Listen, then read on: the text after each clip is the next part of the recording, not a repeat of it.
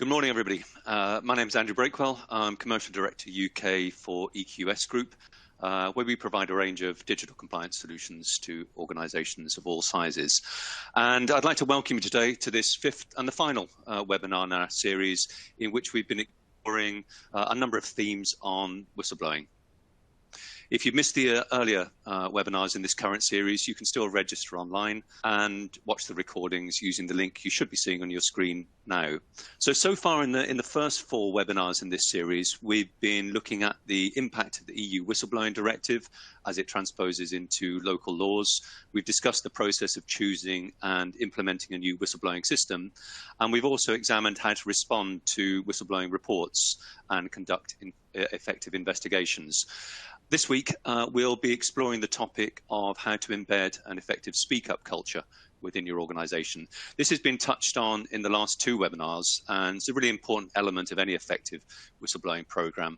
As I mentioned last week, no matter how good your reporting system is, it won't be fully embraced or used unless your culture is right and your employees feel confident that they can use the system without fear of retaliation or fear of recrimination.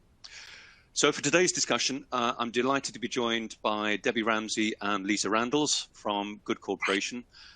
Welcome to you both, Lisa and Debbie. Perhaps I could start by asking you to briefly introduce yourselves and explain a little bit about what GoodCorporation does. Thank you. Yes, so I'm Debbie Ramsey from GoodCorporation. GoodCorporation was set up 21 years ago now, and we work exclusively in the area of business ethics. So working with companies to understand what ethical practices they have in place around, and also compliance and governance. I joined them 21 years ago. I joined them 11 years ago, so I've been around some time, but my background is in marketing communications and change management for large organizations such as BA, BT, BG, and Saatchi & Saatchi, and then a couple of not-for-profits. So I'm going to hand over to Lisa to say a bit about yourself. So I'm Lisa Randalls. I'm a senior consultant at GoodCorporation, and I focus primarily on issues around codes of conduct and whistleblowing speak-up systems in organizations. My background is very much in communications, so I'm always kind of applying the communications side to the work that I do here. And I also do a lot of work around training and e-learning for clients. Thanks both. Really pleased you could join us today. So we've got a lot to cover in the next 30 minutes, but we'd really welcome any of you to participate in the discussion. So we've allowed time towards the end of this session to answer any questions you may have. You should see a questions panel on the bottom of the screen. Please enter any questions as they come to you as we go through the discussion, and we'll get to as many of them as possible. And any we're not able to get to, we'll try and answer after the event. You'll also see some other functions available to you on the platform. So without further ado, let's kick off. And Debbie, I know you'd like to start by talking a bit about what you describe as the 10 key drivers in creating and maintaining an ethical culture. So perhaps you could start there. Yes, indeed. Thank you. I spent a lot of my time looking at culture and how to create an ethical culture. And last time, well, we did a webinar, Lisa and I, on communications in whistleblowing before Christmas, and we touched on the whole area of ethical culture then. And the questions that came at the end, which we didn't really have time to answer fully, were around, well, how do you create an ethical culture that works for whistleblowing, and how do you measure it? So we're going to try and touch on some of those things. Well, we are going to touch on some of those things today in a little bit more detail. So the most important thing, I think, that we were trying to emphasize last time around is that you can have a wonderful whistleblowing system, you can have great communications, but if people don't trust you as an organization to deal with your speak up or your whistleblowing effectively, then they're just not going to speak up. And we were talking last time then about the fact that there are 10 key drivers, we believe, in creating an ethical culture. And these we've distilled from 21 years of working with interviewing our clients and suppliers, customers, and other stakeholders to see what does drive an ethical culture, what does drive a culture of trust. And these 10 drivers are honestly very straightforward. But if you can look at each of them in turn and work through what does that mean for your organization, do you believe that these 10 key drivers are very present and driving your organization? So the first one, and not surprisingly, is the tone from the top. For a strong ethical culture, you need a strong tone from the top. And then the fact that employees feel they're being treated fairly, and that's absolutely fundamental to a speak-up system. Will I be treated fairly if I speak up, if I'm brave enough to speak up? The third one is about personal development being taken seriously. And this is about, I trust the organization to make sure that I'll get the right opportunities, that I'll be promoted fairly, and that I get the right training or whatever to progress within the organization. The fourth one, particularly important here, is management trusted to do the right thing. And if I do speak up, will I trust my managers to do the right thing and to take it seriously? And the other side of that coin, of course, is that I'm supported to do the right thing. Is this a culture where I know what the right thing is and I will be supported to do it, even if it means we lose a sale or whatever else it might be? The sixth one is around confidence in raising concerns. And obviously this is what today's about, but it's just one of our key drivers. The seventh is about taking health and safety seriously. And then the eighth is, and health and safety actually, is a big thing around trust. Is my organization going to cut corners or not? And then 8 and 9 are around treating customers fairly and treating suppliers fairly. And we know from all our research, all our interviews, that if an employee feels that you're treating your customers well, you're treating your employees well, your suppliers well, they'll feel a lot more comfortable working within the organization. They'll trust the organization much more. And then, of course, it extends to further stakeholders, the community you're working in, and also showing respect for the environment. And I'm going to just focus on 5 of those now to try and unpack them a bit to see how that actually works for an effective speak-up culture. But just to say they all matter. But let's just focus on a few in the time we've got today. So the most important thing I was just saying is tone from the top. If your CEO is telling people that this is the culture, this is the kind of behaviors we expect, and we want you to speak up if you see anything that doesn't look right, that's the most important thing that your CEO can do to make sure your program works and that you have an ethical culture. So whether he introduces your code of conduct, whether he uses town halls, and how he cascades that down to your management through the tiers and onto the shop floor to make sure that the managers are saying the same thing. The next one is around employees being treated fairly. And this is fundamental to an effective speak-up process. If I speak up, will I be treated fairly? Will I be listened to? Will I be heard? And will something be done about it? I spent the last 2 years working with Lloyd's of London, the insurance underwriters. I don't know if you remember, but nearly 3 years ago now, it was March, I think 2019, Bloomberg published an article about bullying and sexual harassment in Lloyd's, about drunken behavior, totally inappropriate behaviors during the working day and then afterwards in the drinking environments around Lloyd's office. And this article was very damaging. But what had happened was that women had felt that they were being treated badly. They'd spoken up, they'd talked to management, they'd talked to HR, but nothing had happened. So they spoke to a journalist who was interested in writing this article. And of course, that's incredibly damaging. So being treated fairly, being listened to is incredibly important. And what happened actually there was that the CEO, who was new, John O'Neill, was horrified at the situation. And he has conducted a root and branch review. So some immediate actions were taken. They set up a hotline purely for bullying and harassment. They delivered a new, very short, very tight code of conduct about acceptable behaviours, and they ensured that sanctions were in place which for unacceptable behaviour, which included withdrawing your pass from the trading floor, which basically meant you couldn't work if you were behaving inappropriately. And then what they did was to look at long-term strategic approach.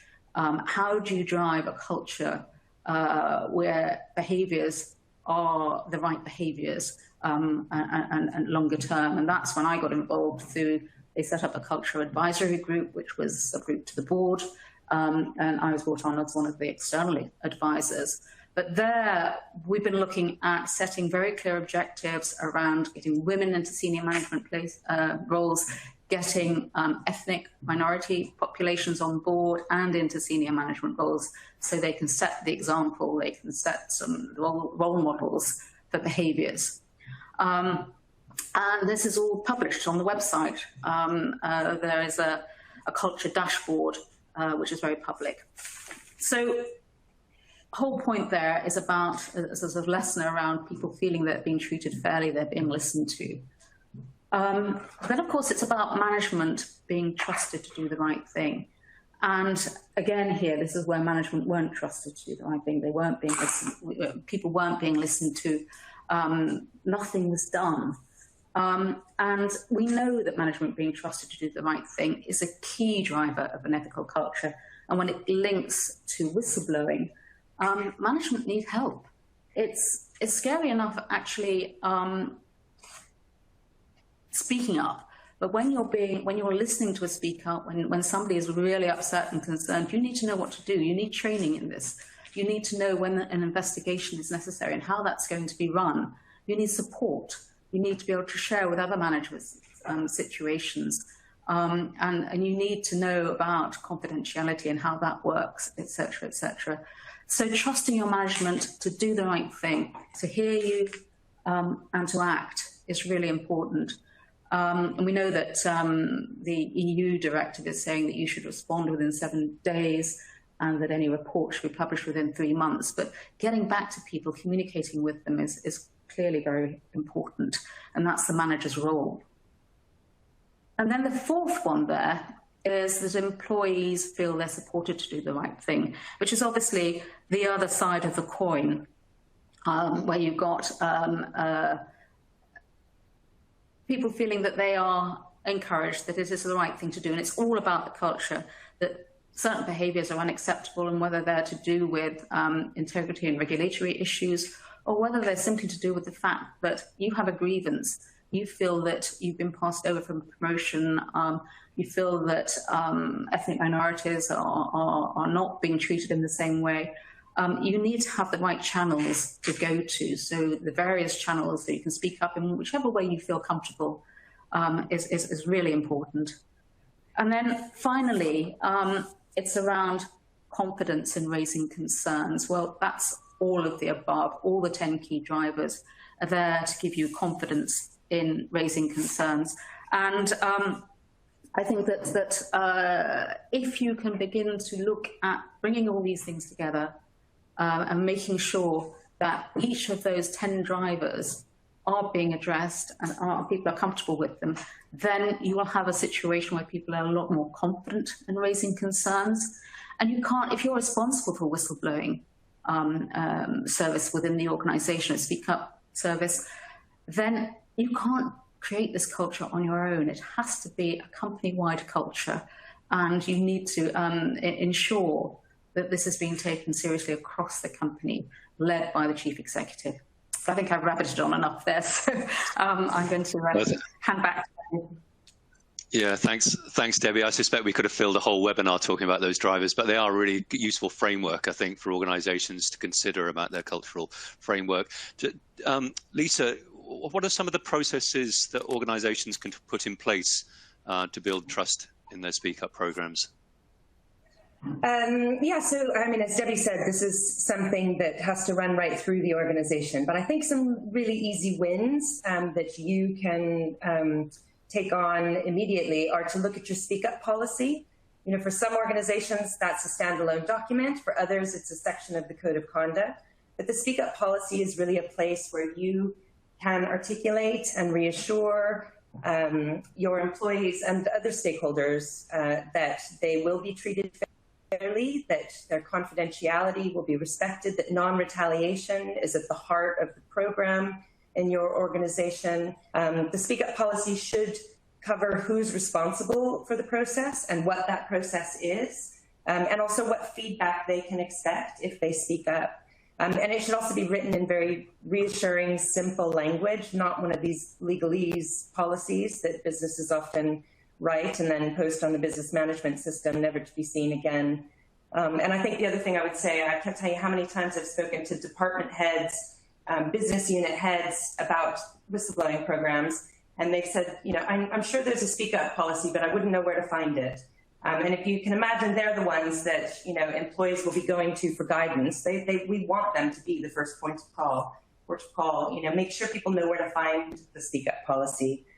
The other thing I would say is to look at your investigations procedures, and I know you covered that in the last webinar, but a bad experience with an investigation, whether it's a manager who's escalated a concern or an employee who's reported a concern, will put everybody off. Managers won't report again, employees won't report again, and that is obviously entirely counterproductive. So to the extent that you can create some tools that those people who are involved in running investigations can use, it might be a template investigations plan. It might be a template report that makes sure that the record keeping is done consistently, that people know the information that they need to be collecting and reporting and how to do that. Those can be very useful tools in just making sure that things run smoothly.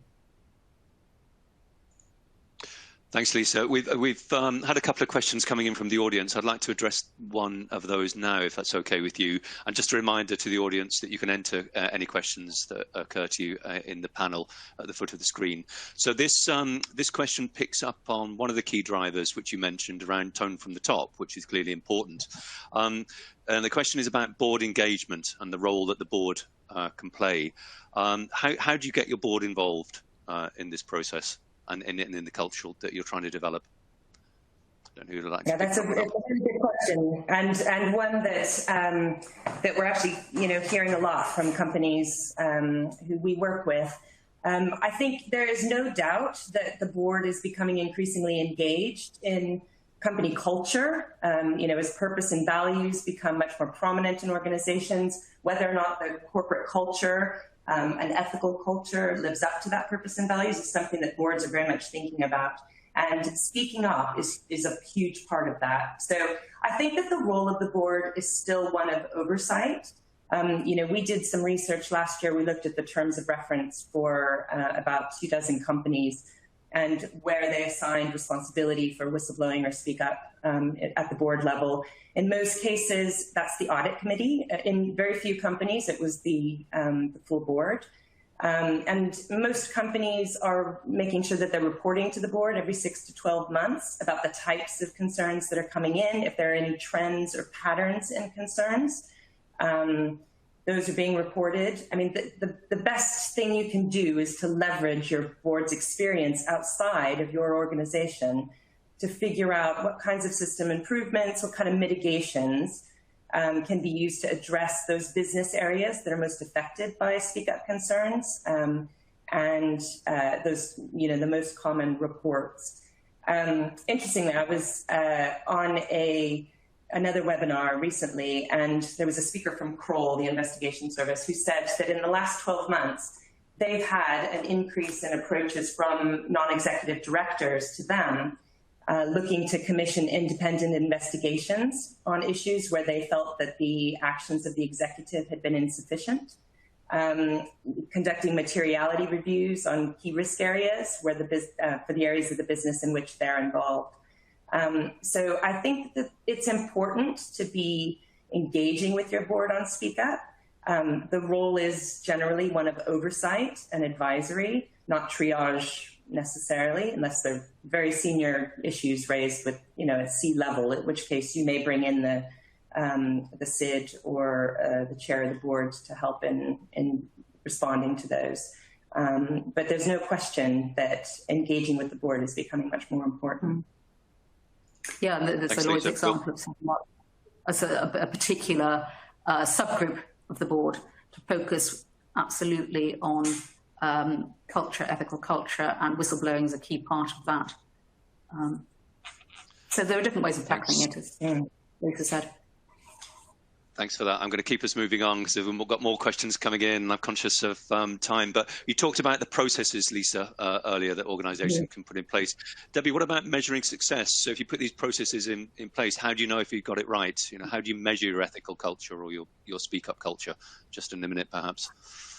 Yeah, no, it's interesting because many organisations will look at the number of speak ups they get, but that's quite a blunt instrument because people may be speaking up because things are dreadful, or they may be speaking up because people feel comfortable speaking up. And then do you measure them speak ups to managers, or is it purely the speak up line? But anyway, what we would recommend is that you look carefully at the 10 key drivers, because that's how we would do it, and try and measure those. So we've unpacked them into 25 statements, and we use those statements to measure the culture.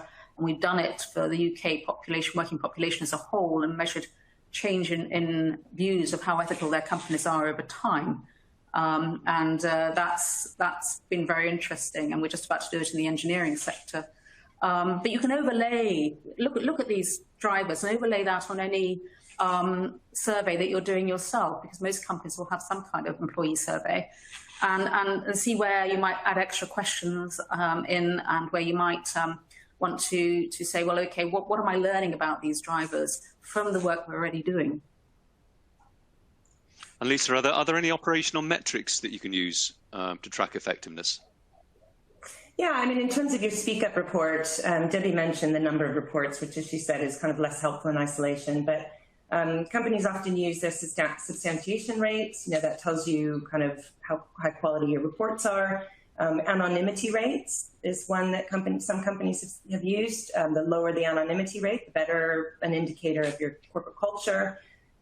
Management performance evaluations is also a good one. You know, in manager performance evaluations, ask about whether speak up channels are prominently displayed in their units and their departments, whether the culture of the business unit encourages speak up, and training. I mean, training is huge. You know, making sure that employees are being trained, line managers are being trained, investigators are being trained, you know, and those are all numbers. The numbers of employees that are trained every year on Speak Up is an important metric, and something investors are asking about increasingly. Yeah. I'm conscious we've got 5 minutes left. I'd like to allow time for questions because we're getting a few coming in, but can you just briefly touch on one other element around communications? You know, what do organizations need to think about when communicating their Speak Up program? What works in your experience? Maybe in a minute. Sorry. Yeah, so I would very quickly, I would say, you know, Debbie touched on it.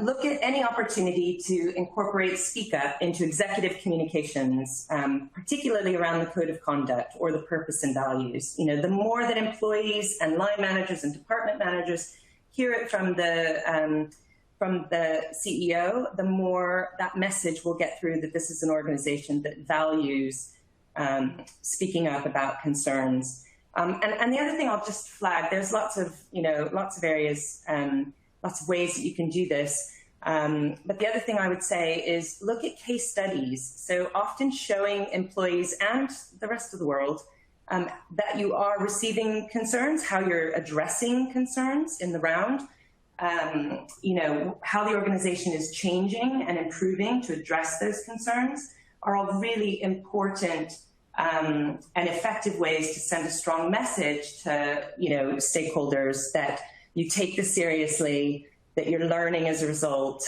and you know, encourage more speaking up.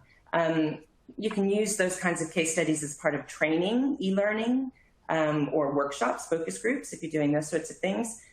Use them in the annual report. Some companies put those in the annual report. It's brilliant context for the rest of the world on how you're addressing Speak Up as an organization, and sending a signal that you welcome transparency in the organization. I think Lisa's absolutely right there, because the recent research, for example, from the IBE, the Institute of Business Ethics, shows that people don't speak up for fear of retaliation and because they don't think anything will happen.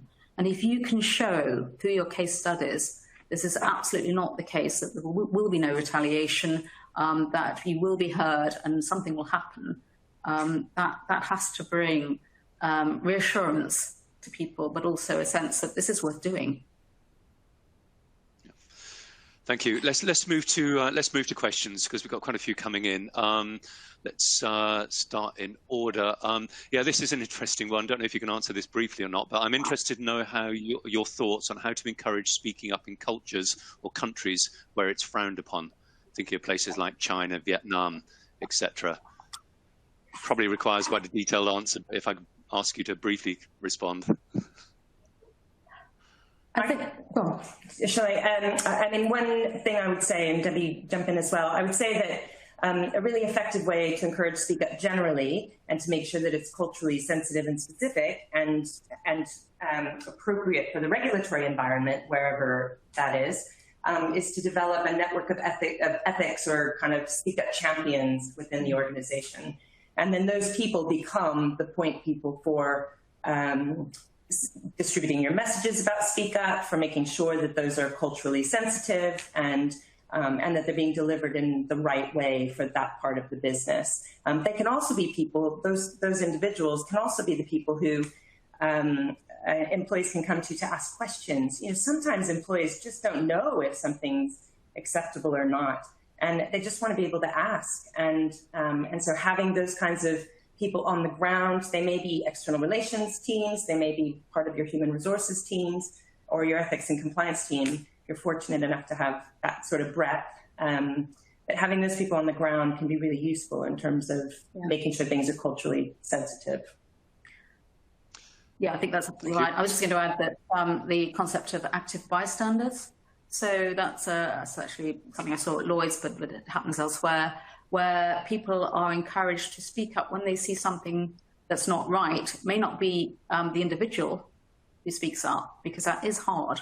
But if you see someone being bullied, if you see someone behaving unethically, then you're sort of charged with speaking up and encouraged to do so. And there's a lot of training going on around that as well. Thank you. We'll get to a couple of others, I think. Who is the best part of the organisation to own the whistleblowing or speak up programme? And we will have to be brief on this one.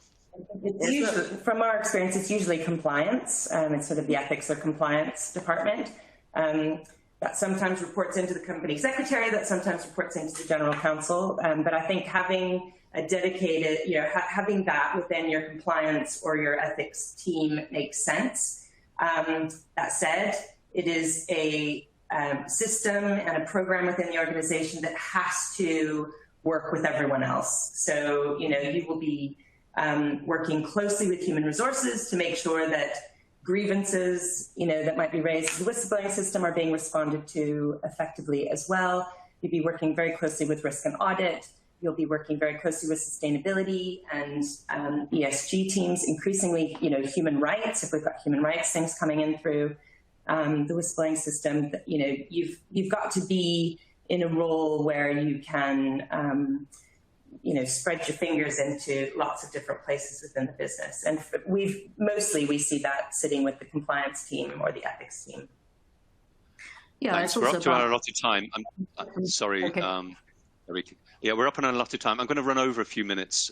If apologies to anybody who has to drop off. Just a reminder, you can access a recording of this session separately. So if you have to miss the last few minutes, you can always listen to it afterwards. But I'd just like to get to a couple of other questions. How best can an organisation demonstrate to the wider employee base that speaking up has results, while being cognizant of the sensitivity of sharing investigation results to the wider community? I think that goes back to what Lisa was talking about sharing anonymous case studies and showing that that this is a live thing, that it's the feedback is given to employees on an ongoing basis, that the board is taking an interest, that figures, stats, whatever, are published in the annual report. I think it's a question of treating it in the round and making sure that it's kept very live and very available to the individuals. Yes.